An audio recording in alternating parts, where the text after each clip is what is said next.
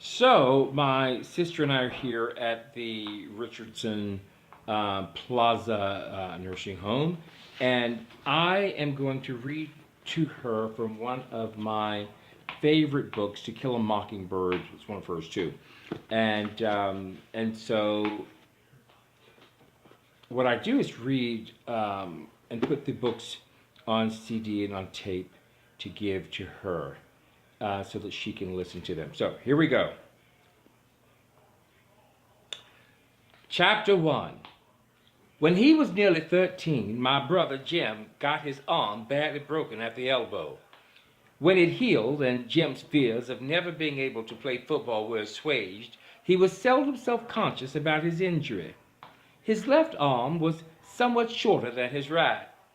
When he stood or walked, the back of his hand was at right angles to his body, his thumb parallel to his thigh. He couldn't have cared less so long as he could pass and punt. When enough years had gone by to enable us to look back on them, we sometimes discussed the events leading to his accident. I maintained that the Ewells started it all, but Jim, who was 4 years my senior, said it started long before that. He said it began the summer Dill came to us, when Dill first gave us the idea of making Boo Radley come out. I said if he wanted to take a broad view of the thing, it really began with Andrew Jackson. If General Jackson hadn't run the Greeks up the creek, Simon Finch would never have paddled up the Alabama, and where would we be if he hadn't? We were far too old to settle an argument with a fistfight, so we consulted Atticus. Our father said we were both right. Being Southerners, it was a source of shame to some members of the family that we had no recorded ancestors on either side of the Battle of Hastings. All we had was Simon Finch, a fur-trapping apothecary from Cornwall, whose piety was exceeded only by his stinginess. In England, Simon was irritated by the persecution of those who called themselves Methodists at the hands of their more liberal brethren. And as Simon called himself a Methodist, he worked his way across the Atlantic to Philadelphia, thence to Jamaica, thence to Mobile, and up the St. Stephen's. Mindful of John Wesley's strictures on the use of many words in buying and selling, Simon made a pile practicing medicine. But in this pursuit he was unhappy lest he be tempted into doing what he knew was not for the glory of God. As the putting on of gold and costly apparel made it appear. So Simon, having forgotten his teacher's dictum on the possession of human chattels, brought 3 slaves, and with their aid established a homestead on the banks of the Alabama River some 40 miles above St. Stephen's. He returned to the St. Stephen's only once to find a wife, and with her established a line that ran high 2 daughters. Simon lived to an impressive age and died rich. It was customary for the men in the family to remain on Simon's homestead, Finch's Landing, and make their living from cotton. The place was self-sufficient, modest in comparison with the empires around it. The landing, nevertheless, produced everything required to sustain life except ice, wheat flour, and articles of clothing supplied by riverboats from Mobile. Simon would have regarded with impotent fury the disturbance between the North and the South, as it left his descendants stripped of everything but their land. Yet the tradition of living on the land remained unbroken until the 20th century, when my father, Atticus Finch, went to Montgomery to read law, and his younger brother went to Boston to study medicine. Their sister Alexandra was the Finch who remained at the landing. She married a taciturn man who spent most of his time lying in a hammock by the river wondering if his trot lines were full.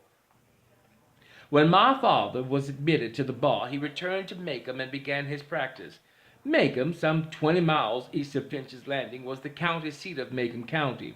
Atticus's office in the courthouse contained little more than a hat rack, a spittoon, a checkerboard, and an unsullied code of Alabama.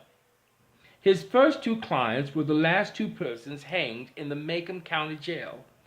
Atticus had urged them to accept the state's generosity in allowing them to plead guilty to second-degree murder and escape with their lives, but they were Haverfords in Macomb County, a name synonymous with jackass.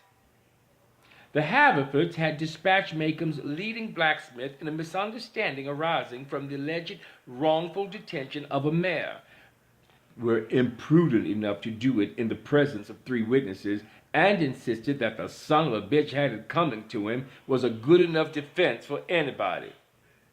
They persisted in pleading not guilty to first-degree murder, so there was nothing much Atticus could do for his clients except be present at their departure, an occasion that was probably the beginning of my father's profound distaste for the practice of criminal law. During his first 5 years at Macomb, Atticus practiced economy more than anything. For several years thereafter, he invested his earnings in his brother's education.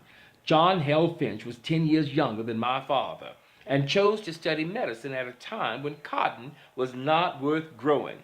But after getting Uncle Jack started, Atticus derived a reasonable income from the law. He liked Macomb. He was Macomb County born and bred. He knew his people, they knew him, and because of Simon Finch's industry, Atticus was related by blood or marriage to nearly every family in the town.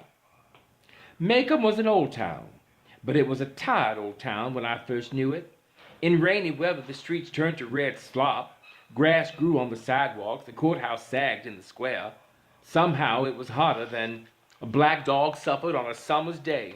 Bony mules hitched to Hoover's carts flicked flies in the sweltering shade of the live oaks on the square. Men's stiff collars wilted by 9 in the morning.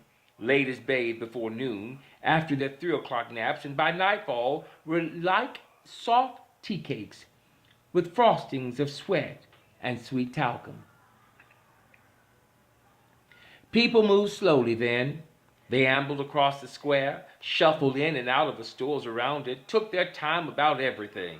A day was 24 hours long but seemed longer. There was no hurry, for there was nowhere to go, nothing to buy, no money to buy it with, nothing to see outside the boundaries of Macomb County. But it was a time of vague optimism for some of the people. Macomb County had recently been told that it had nothing to fear but fear itself.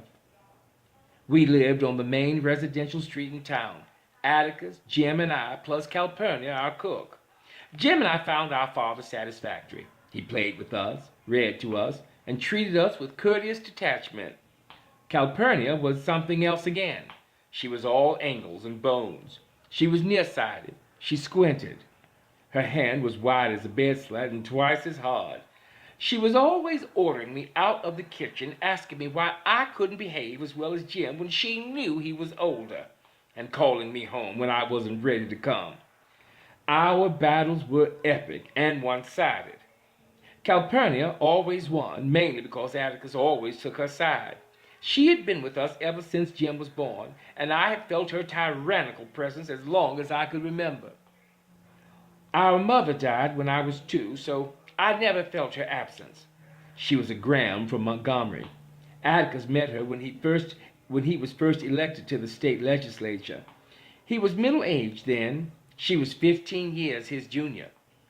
Jim was the product of their first year of marriage. 4 years later, I was born, and 2 years later, our mother died from a sudden heart attack. They said it ran in her family. I did not miss her.